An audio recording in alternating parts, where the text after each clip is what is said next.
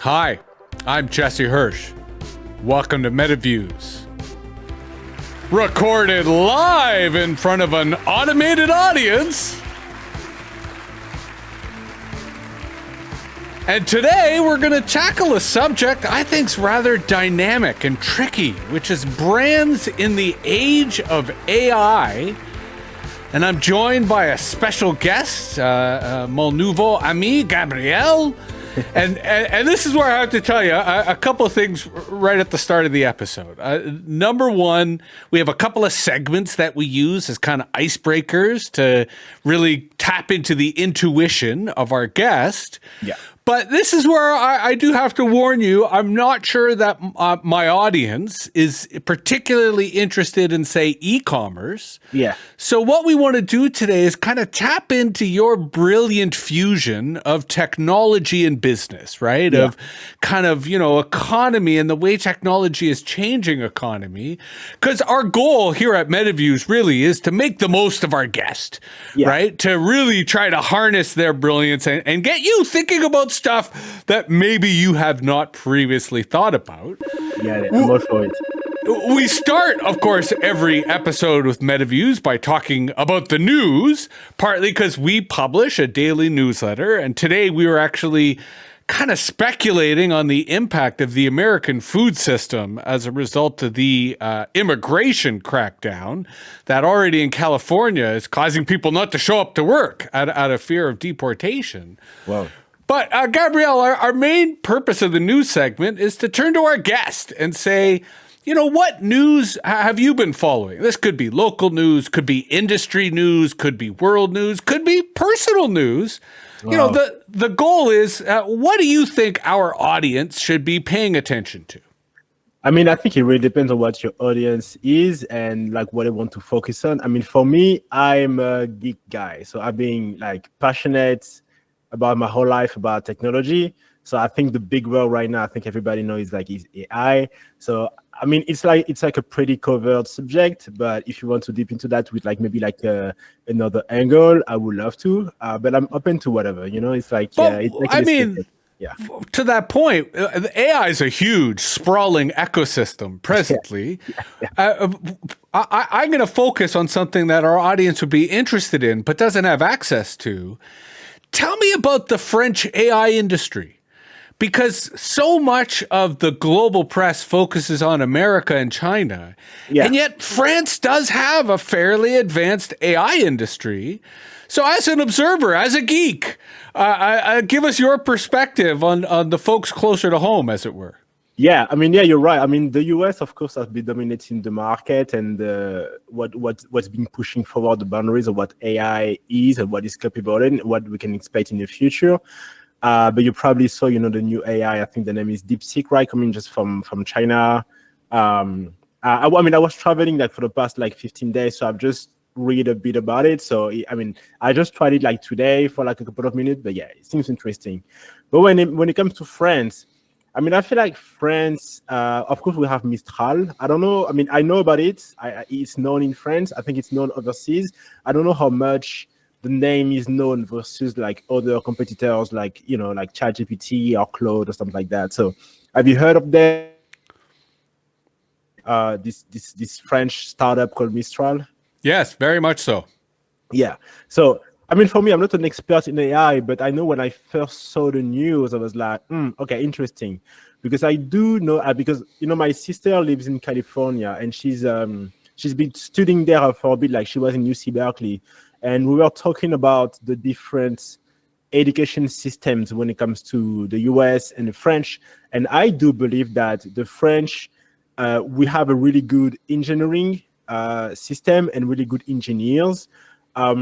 But sometimes when it comes to the newest technology, we are not at the front end, when it comes to anything social media, we haven't created anything, when it comes to e-commerce, stuff like that.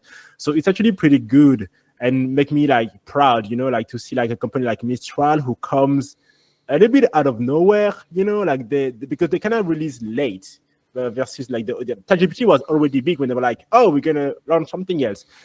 And I was like, okay. Is because French startup, they could go either way. They could go really really, really good and surprise you. Or they could be like, oh my God, that's kind of like disappointing, and like you should probably not have released that, you know. But I think Mistral lands on the first category, right? Like they're pretty good, competing like the highest level. So of course it's good for the technology, it's good, and I think it's gonna make people less afraid to try AI because it's French, right? So sometimes people are like, well, it's US, China, we don't know what we're gonna do with our data, we don't want to influence anything, so they might step on that. But Mistral being like a really good competitor and really accessible, and they're doing just a French way, you know. I love the website. It's just like so simple, so French, so tech, so young. So I don't know. I just love what they're doing. Right on. And to your point, DeepSeek has kind of changed the game. Yeah. So if Mistral's able to adapt, if they're able to learn, especially the new technique that DeepSeek has kind of developed, yeah. To your point, they could be a source of French pride. Now, our second segment of every episode, we call WTF, or What's the Future? Yeah. Partly because we are a future-centric podcast. We really try to focus on what's coming next. And again, we're looking for a kind of intuitive answer. Like in your gut, you know, what do you think our audience should see on their event horizon? What are you looking at when it comes to the future? Yeah, but you know, I was talking with my girlfriend actually a couple of months ago, and we were talking about what's going to be like the next, not the next new thing, but the next thing that's going to be incorporated into people's day-to-day life. Because, you know, ChatGPT was a big thing because everybody could go on ChatGPT and use it. But there's a lot of use cases of AI that only make sense in industry, e-commerce, like, company-based. So the regular people, that they don't really care about this. And I think we basically land on the idea of a new type of device. And I think that was around this time the rabbits was like starting to pop up, and we're like, okay, could this be the new thing? But does it really compete with the phone? We don't really know. Right now, I'm really excited about the new Meta glasses, you know, that integrated AI. So I do think, and of course it's slower because it takes longer to create like a new device versus like a software. But I do believe, and I do hope we're gonna have some pretty new device type, you know, maybe even challenge the phone, you know, like in a couple of years, to see how they can, you know, hopefully makes, you know, regular people's life easier, be able to connect more with loved ones. You know, I think it could be like really, really interesting. Like just the glasses, you know. So we were like on traveling like last week, in Africa, and my girlfriend, I gave her my Meta glasses, and you know, like she could, like, you know, she had her handbag, she had like a bottle of water, but she could still like take pictures and videos around her without having to stop, put out your phone, you know, and being like this weird, you know, person, you know, looking at you with the phone. It's just like, oh, glasses, you know, looking at you, saying hi, taking the pictures. That's really fun, you know. So I do hope we're going to see like a lot of nice devices that can be used by everyone, not just like tech and geeky people, but just, you know, like a mother of two can enjoy at home, you know, or something like this. Well, and I'm particularly partial to the rise of smart glasses because I already have stupid glasses. And so I've been waiting for these to develop and have both the functionality, but also the price point. Yeah. Because I'm sure you saw that Meta prototyped a pair of AR glasses, which they kind of estimate cost around $5,000 to produce, but their capability is really impressive. So I'm personally very eager to see that capability arise. And I'm curious, as we get into our conversation today, by all means, I would love to hear your thoughts on the role that fashion plays in achieving what you've just described, right? In creating technology that is both usable, but desirable, right? And gives people an aesthetic and a style that they desire. But, you know, our structure for every episode is, when we talk about a feature conversation, and this is our turkey prez coming into the roost, as our guest sort of comes into the roost, I try to take three themes that I use to kind of wrap the conversation with the guest around. And when I was researching you, I thought that I would do a brands, storytelling, and then SEO, right? And try to use those three pillars under the context of AI. and how AI is changing the marketplace, how AI is changing our culture. And it was interesting when you were describing the Meta glasses, you didn't call them Ray-Ban, right? There's a branding power there that I think is really interesting. So I'm curious, as someone who runs an award-winning agency, as someone who loves technology, what are the kinds of challenges that brands face when dealing with a dynamic technological environment, right? When things are changing constantly. And to use the example, people think Meta glasses, not necessarily Ray-Ban glasses, although that may depend who you ask. Yeah. I mean, it's for brand. I feel like it's like a new era a little bit, with all this new technology, because I do believe that the world of fashion loves new things. Fashion loves involvement. Like fashion is not like an industry that stays stale. We have like new connection every year, new designers. So we like to try new things, and I do believe that brands are really excited about what they can do more with AI.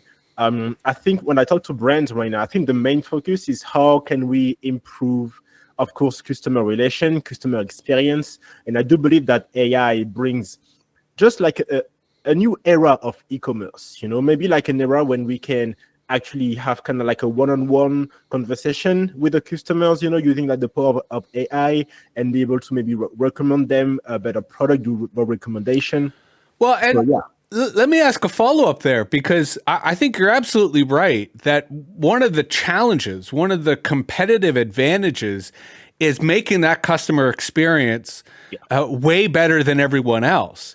Which strikes me that you had this almost inflationary effect that you can't be left behind. If people can not only get the personalized experience, but the seamless experience, so it just feels easy, their expectation of buying stuff, their expectation of relating to brands is a moving target. Yeah, it's moving higher. Yeah, they're raising the bar every day, so you have to keep up. But also, I think I'm thinking about sorry, like a talk about like Steve Jobs in the past, about wanting to embrace new technology a little bit too early, and that's a trap I think that some people fall into. It's not just because something is new and funny that you should like adapt it. It's all about what values does it bring to your customer, right? So AI is nice, but not every brand need like a new AI assistant, a new AI machine, a new AI. I saw this. I mean, I don't want to, like say any bad thing, but I saw these things a couple of days ago about like the AI mirror, like a connected mirror, and I'm like, I mean, that's good, but it's probably expensive. Like, what is the value added to this mirror? I'm like, I mean, maybe they're gonna do great. I mean, you're gonna see like a couple of years that there's a big company, but I was like, okay, I see the value, but is the value like worth the time to go on this machine? So it's all about making these choices, like making sure that you focus on the right thing, which is at the end of the day, the customer experience and how they feel about your brand, how they interact with it. And AI allows you to play with that in so many ways. And if you do it right, at the end of the day, it's probably going to improve your business and improve hopefully your customer's life. Well, and how does that relate to the storytelling side of brands and marketing? Because we have this paradox where on the one hand, people's attention spans are shorter and shorter and shorter. But on the other hand, stories continue to be what cut through the noise, right? They continue to be what kind of connect people, especially to brands when it comes to desire or trust or other emotions. So to what extent does storytelling get squeezed by AI and kind of squeezed by targeted marketing, rather than something that brands need to invest in as part of their lore or as part of their, broader identity and essence? Yeah, well, I don't see them as being squeezed. I see them as how can they incorporate, each into the other worlds. So you talk about storytelling, and factually, like the way we tell story is, through of course words, through images, through videos, through sound, through experience. And I think like the world of image generation and video generation through AI, just allowed brands to be so much more creative, and especially for small brands, because when we talk about brands, of course it's like the big brands that we do consulting with, but we also work with smaller brands, and they don't have the 20,000 budget to hire like a studio to do like a 5-second commercial, but with AI, they actually have the ability to do that in a very captivating way, I would say, with AI. So, well, and let me get you to double down on that, because we've had a few guests on the podcast that are using AI tools for creative purposes. Yeah. And it's been interesting to kind of get their user experience as creators, as agencies, in terms of the stuff that they're producing. Yeah. So it's a two-part question. How has that been? How have these experiments and projects been for you? And do you see any clear leaders? Like, are there any tools that you're like, I really like this, and this is the kind of thing that I would encourage people to play with and experiment with? Okay, well, I'm going to start with the second question because the answer is quicker for me. I will say I don't know because the tool changed so much. I remember for one of my clients, I was trying to figure out how we can generate a new stray of AI photography for the e-commerce website, right? So we did some research and we identified one tool that was good for us. That was not perfect, but good for us. So by the time the client came to me, I did my research, I presented with the client, went to production, a new tool already surfaced and was better than ours. So we were like, okay, we had the best at this time, but things changed so quickly that no, it's another one. So I'm pretty sure, by the way, people watch this video, whatever tool I can say right now, maybe it's not going to be the best. So I think it's good to Although, for the record, we will be publishing this video an hour after the moment we are recording. But your point is valid. Your point is valid. Yeah. I mean, like things change all the time. So I think we're like in this phase when it's like up and down, up and down, up and down. And of course, you never want to waste time looking for perfection. You want to find a tool that looks good for you, that you can use. And don't try to always find the perfect tool because it's like a new market, so they're going to evolve, they're going to change. Yeah. Let me then reframe the original question. What is your process of experimentation? What is your process of learning so that as an agency, on the one hand, you're not allowing to, have perfection as an obstacle, but you do have to be on the landscape. You do have to be swimming in the ecosystem and trying out the tools. What's your strategy there? Well, it all started with the use case, like what does the client want at the end of the day? And I will have a different recommendation for like a premium luxury clients because they expect like a different type of video and software. If I'm considering for like a small brand, for example, so like a small brand, we can have like a more relatable design, it just need to look normal in a way. It doesn't have to look perfect, but then for your like higher brand, it needs to look like a $10,000 photo shoot. So so we will always try to start with the use case. What is the requirement for the client? And then of course, test like many tools and try to, I talk to a lot of people in the AI industry, they know more than me, and I will ask them like, oh, I need this shoot for this Hermes type of brand. They have this idea for like this campaign. We need like a couple of videos and shoots, video and images. What can we use? And most of the time, it's a combination of different tools, plus maybe some human work at the end. Especially if you're looking for like these really great works, like AI is great right now. It will give you like maybe 90% of the work, but you will still need this 10% of expert that can maybe like fix a few things and make it look good. And then allow me to bring that back to storytelling. To what extent do you have to either hold the hand of the client or push the client to better storytelling? Or do they come with a story and then you're helping them use the tools to bring that story to life? Oh, yeah, no, they will come with the story because we can't come for the story. We're not the brands, right? So the story of the brand is something that even we at agency who work with our client for the longest time is something that we don't work on this aspect of their business. So they come with a story and we just help them tell the story in a good way, in a way that it's effective and hopefully will drive sale. So they usually come with the story.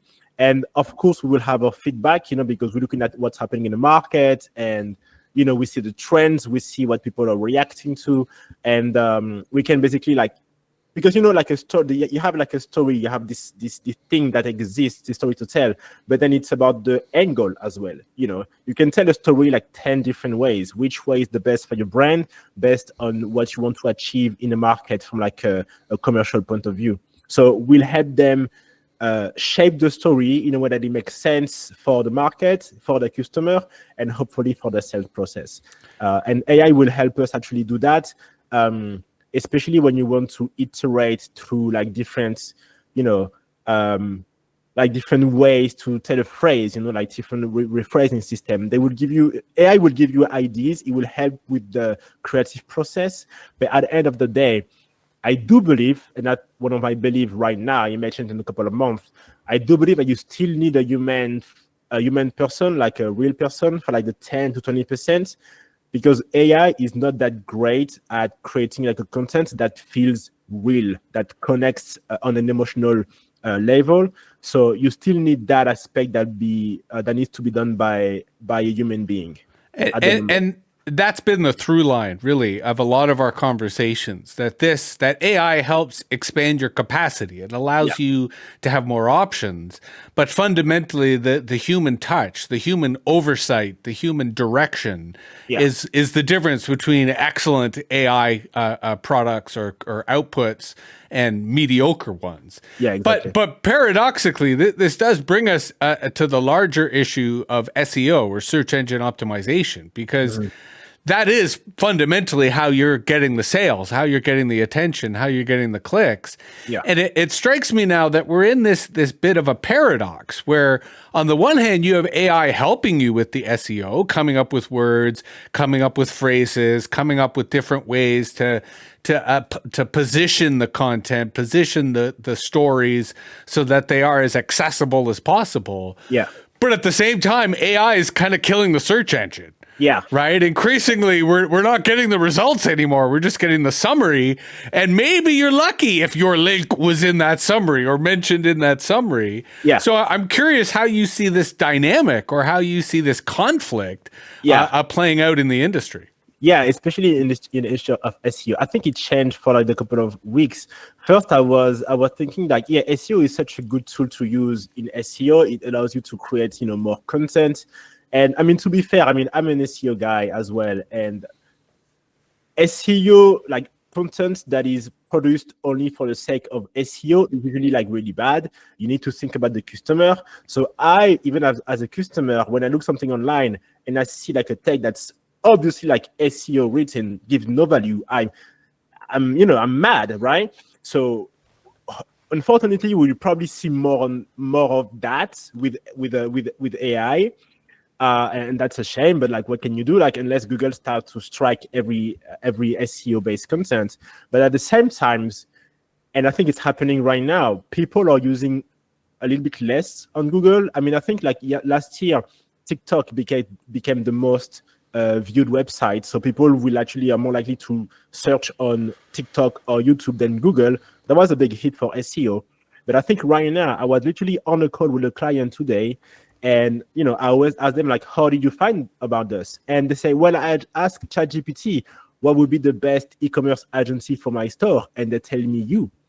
And I was like, I just got the lead from ChatGPT. It's crazy, So people don't run towards Google anymore. They go to ChatGPT because it's cheaper, it's accessible, and the content just makes sense. Even I know how to write like an SEO query. Sometimes it just makes more sense to go through ChatGPT. So we're probably gonna hopefully see a new brand of SEO, which will be like, I don't know, like a AI optimized content strategy or something, But maybe that's not SEO. To your point, that's something new. That's something new because, well, at the moment, AI, they are still reading from the web. So every content that is good SEO will be, I think, probably be regarded as more relevant by the AI tool. But at some point, some people will figure out a way to, I don't know, like feed like some content directly into like ChatGPT, to parasite the content. And, and that, something fun is going to happen. Like you're going to ask a question and they're going to say, oh yeah, this guy is probably the best to contact. And it was like, how did this guy end up here? Well, he's probably like an expert in AI content redaction or something. I'm pretty sure that's going to happen. I mean, hopefully. Oh, 100%. And whoever does it first, they're going to have a successful business for everyone who else is going to want to do it after. Yeah, exactly. And to your point, I've been on the internet for several decades, and my test of any search engine is to ask it what it knows about me. Yeah. Because I'm the authority on me. And if I say, okay, what do you know about me? Yeah. And I asked DeepSeek over the weekend about me, and the answer was way better than anything ChatGPT's ever given me. So I was impressed. The Chinese clearly know who I am and have a file on my political activities. Yeah. But speaking of which, to put you on the spot, do you give us, as we mostly are Canadian listeners, but we actually have, I looked this in our analytics, we've actually got 15% of our listeners are in France. Hey, bonjour.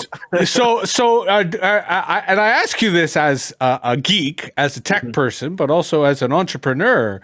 What's your take on French politics right now?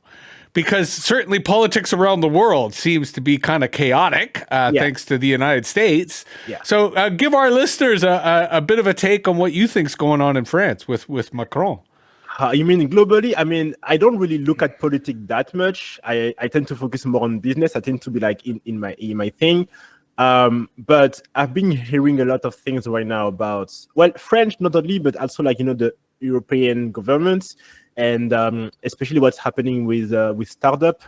And I don't know. I do feel like when Macron got elected, like a lot of the business startup world was really I'm gonna say not happy, but enthusiastic. We have a president that's actually like pro-business, pro stuff like that, and I think that was great. He had this idea of this startup nation, which I do believe was a good idea. I do believe startup and allowing people to create beyond their own and being able to to capitalize on everybody's resources and intelligence to make the country greater. I think it's a good idea. I do believe people have a better opportunity to participate in the common effort when they are able to create companies and do great things. But I feel like right now we are kind of falling short a little bit, because European and maybe that's their way. I feel like they try to regulate, which you want, of course. But for me, it doesn't make sense to regulate to the point that progress stops, because you can only regulate what you control, right? So if you regulate too much your own company, your own advancements, the Chinese, they're not going to follow your regulation. They're going to advance to the point that your progress will not even matter, because the competitor is just way too far ahead. So, I mean, that's the way we are. Like, even when, I don't know if you guys know about this in Canada, but like RGPD, GRDP, I guess it's the name in like the privacy law, when it came, I was like, the people who made this law obviously don't know anything about internet and how it works. I mean, I understand the privacy is ultra important, right? You want to be able for people to go online, shop, communicate in a safe way when their data communication is protected. But the way they went about it, I mean, I don't even know if they know what a cookie is, and I'm like, what? Like, how? So, it's they're trying to make protection, but they don't know what the hell they're talking about. So then the law that doesn't make sense, and they hurt more people. So many people have had to spend so much money with the new cookie bar that I hate. Every time I see this cookie bar, I'm like, nobody knows what this is about. Everybody click yes. People who click no, they don't know what they're clicking no. It doesn't prevent anything from being stolen at the end of the day, so. And to your point, it becomes a barrier for small businesses, because large businesses, they can do the regulatory compliance, but small businesses can't afford it. Yeah. And I think also to affirm your point, as America becomes more isolationist, as America becomes more controversial, Europe should invest in startups. Europe should create, a startup culture that allows for them to take the lead, both economically and morally, as America starts shooting itself in the foot. Yeah. So hopefully they see that opportunity. But this brings us to our last segment that we have in every MetaViews, which is the shout outs. The internet being what it is, that we kind of learn from each other and find stuff from each other. This is a chance. If there's anyone you want to promote, if there's anyone that you think our audience should know more about, kind of as a each one teach one model. Oh, wow. That's a good one. Like, who's inspired you? Who do you follow for insights and ideas? For insights and ideas. Well, I mean, okay, let me get a shout out to my business partner, Antoine Roffler, because we started this agency together, right? So it's like a 2-man job to start this agency, and we've grown to like a 20+ team now. And it's funny because we both have such a different type of profile. Like, I'm a geek guy, like really into geeking and technology. He's a graphical designer guy. His family is like his dad, I think he was a sculptor. His granddad was like a famous painter. But we kind of like both reconnect in this world, of technology. And we had this agency when we help like fashion brand and luxury brands. And I come from like a technical side, so I'm able to help my client on a digital and marketing approach. But he's also focusing on the design and does it feel good? Does it look good? Because I don't know how to make a website look good. Like, this is a website. He made the design, right? I cannot make this one look so good. And as you said earlier, looking good, yes, it's nice, but you talked about the meta glasses, and how, yes, they are Ray-Ban, but we stay meta. Well, you probably know about the failed Google project that they had with the glasses. I think the reason why they failed is because they were ugly. So people didn't want to wear them on their head during the day. So aesthetics is also very important when you launch a new project. It's not just about the technical aspects. It's about making it great, making it look good. You want people to want to use and wear your products. And I think ChatGPT made that great. ChatGPT was just a chat. AI existed like way before ChatGPT, like 3.5, but they were the first one to make it usable and fun to use. And I do believe that people start to catch up on that, but not all the time. But you're having like a good designer on your team that can think about the user experience. I think it's really paramount for the success of any enterprise. So yeah, shout out to Antoine. Right on. And other than your website, which we brought up, and it's knr.paris, where can people find you on the internet?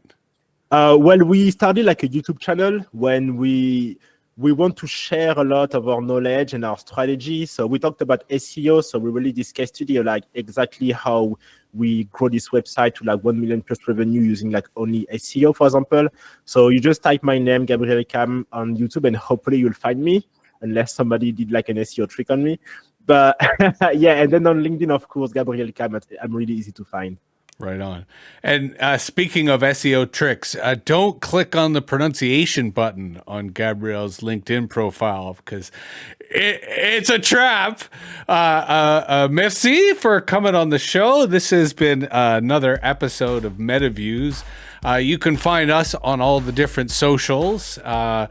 We'll upload this video really quickly because, as Gabriel mentioned, otherwise it could be obsolete by tomorrow, the pace of change that we live in. But that's it for another show. We'll be back soon. Let us know if you have any comments or questions. Otherwise, see you soon. Take care.